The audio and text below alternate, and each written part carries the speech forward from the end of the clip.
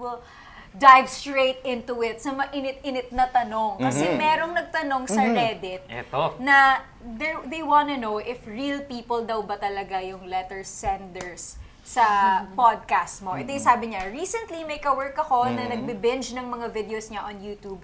Curious lang ako if yung mga stories na sinasend kay Papa Dudut are real people. Napansin ko kasi parang lahat ng stories, parang iisa lang yung nagsulat lahat.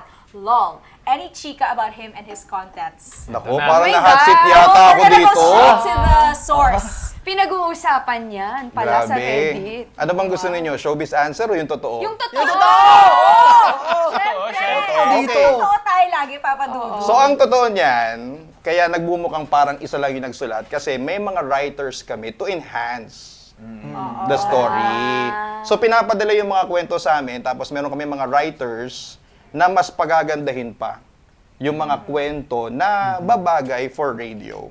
Oo, pero at its core, truthful pa din naman yung premise. Oo ng naman, story. hindi kami pwedeng maglagay ng halimbawa yung jowa niya na aksidente lang, pinatay na namin sa ending. Hindi po pwede nagawa yun. na Hindi pwede yun. So kailangan lang namin pagandahin siya para maganda yung delivery sa radio.